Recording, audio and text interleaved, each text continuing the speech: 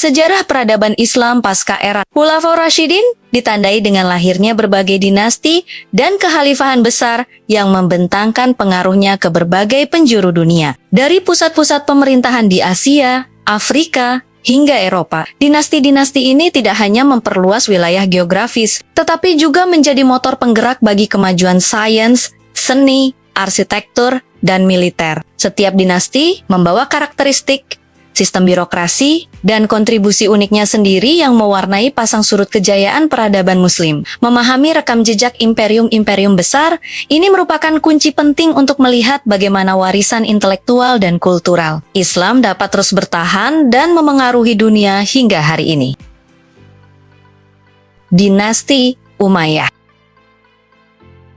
Dinasti Umayyah didirikan oleh Muawiyah bin Abi Sufyan pada tahun 661 Masehi, setelah wafatnya Khalifah Ali bin Abi Thalib. Di bawah kepemimpinannya, pusat pemerintahan Islam dipindahkan dari Madinah ke Damaskus, sekaligus mengubah sistem suksesi yang semula berbasis musyawarah menjadi kekuasaan turun-temurun. Umayyah menerapkan birokrasi yang teratur, menjadikan bahasa Arab sebagai bahasa resmi negara, dan memperluas wilayah kekuasaan dengan sangat cepat. Namun akibat gaya hidup mewah istana, konflik antara ketegangan sosial Arab dan non-Arab, serta maraknya pemberontakan internal, dinasti ini akhirnya runtuh pada tahun 750 Masehi setelah dikalahkan oleh pasukan Abu al-Abbas as-Saffah. Dinasti Abbasiyah. Dinasti Abbasiyah didirikan oleh Abu al-Abbas as-Saffah pada tahun 750 Masehi dan menandai dimulainya era keemasan peradaban Islam di bawah kepemimpinan khalifah besar seperti Harun ar-Rasyid dan Al-Mamun. Dinasti ini melahirkan banyak ilmuwan dunia seperti Ibnu Sina di bidang kedokteran, Al-Khawarizmi di bidang matematika, dan Al-Farabi di bidang filsafat. Abbasiyah menerapkan sistem pemerintahan yang lebih terbuka, di mana kaum non-Arab juga diberikan kesempatan untuk menduduki posisi strategis negara. Dinasti Umayyah di Andalusia. Setelah kekhalifahan Umayyah di Damaskus runtuh, seorang keturunan mereka bernama Abdurrahman ad-Dakhil berhasil melarikan diri ke daratan Spanyol. Di sana, ia mendirikan kembali dinasti Umayyah di Andalusia pada tahun 756 Masehi dengan menetapkan kota Cordoba sebagai ibu kotanya. Melalui kecerdikannya, ia menyatukan berbagai kelompok Muslim dan membangun pusat peradaban baru yang sangat maju di bidang ilmu pengetahuan, seni, dan arsitektur di benua Eropa. Dinasti Fatimiyah. Dinasti Fatimiyah lahir dari pandangan kelompok Syiah Ismailiyah yang meyakini bahwa kepemimpinan Islam yang sah harus berada di bawah garis keturunan Nabi Muhammad melalui Fatimah dan Ali. Pada tahun 909 Masehi, Ubaidillah Al-Mahdi resmi mendirikan dinasti ini di wilayah Tunisia, sebelum akhirnya memperluas kekuasaan mereka hingga ke Mesir. Di Mesir, mereka membangun pemerintahan yang kuat dan terorganisir, dengan salah satu pencapaian monumen terbesarnya, yaitu pendirian Universitas Al-Azhar yang masih eksis hingga kini. Dinasti Seljuk. Dinasti Seljuk didirikan oleh Togrul Beg pada pertengahan abad ke-11, yang awalnya merupakan bagian dari suku Turki Augus yang bertugas sebagai pasukan militer. Melalui strategi politik dan kemampuan tempur yang andal, Seljuk perlahan mendirikan kekuasaannya sendiri dan bertindak sebagai pelindung militer bagi Khalifah Abbasiyah di Baghdad.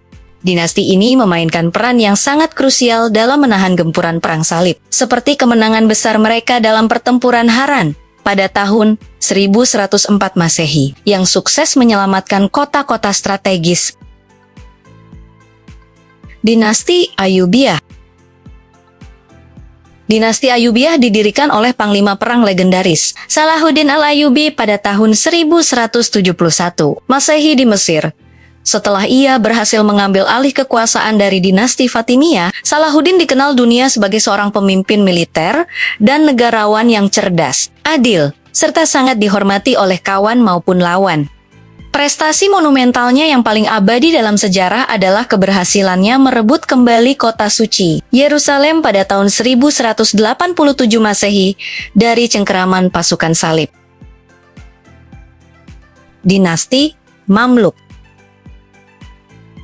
Dinasti Mamluk memiliki latar belakang yang unik, di mana mereka awalnya adalah prajurit budak dari wilayah Kaukasus dan Turki yang dibeli sejak muda untuk dilatih militer, serta diberi pendidikan Islam, meskipun berstatus awal sebagai budak. Kelompok Mamluk ini menunjukkan tingkat disiplin dan kemampuan bertempur yang luar biasa di Mesir. Memanfaatkan melemahnya dinasti Ayyubiyah akibat konflik internal, Mamluk berhasil mengambil alih tampuk kekuasaan pada tahun 1250 Masehi.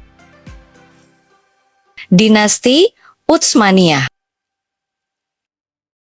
Dinasti Utsmaniyah atau Kesultanan Ottoman didirikan pada tahun 1299 Masehi oleh Azman pertama di wilayah Anatolia. Bermula dari sebuah kerajaan kecil, Utsmaniyah perlahan berkembang menjadi salah satu kekaisaran terluas dan terlama dalam sejarah Islam yang mencakup wilayah Asia Barat, Eropa, hingga Afrika Utara. Salah satu titik balik terbesar imperium ini terjadi pada tahun 1453 Masehi, saat Sultan Mehmed II berhasil menaklukkan kota benteng Konstantinopel. Pada akhirnya, keragaman kisah dinasti dan kekhalifahan besar dalam sejarah Islam ini membuktikan bahwa perbedaan interpretasi adalah bagian tak terpisahkan dari kekayaan peradaban Muslim yang maha luas. Di tengah dunia modern yang semakin kompleks dan penuh polarisasi saat ini, akankah umat Islam mampu menjadikan warisan perbedaan ini sebagai rahmat untuk bersatu? Atau justru membiarkannya terus menjadi bahan bakar perpecahan yang tiada ujung?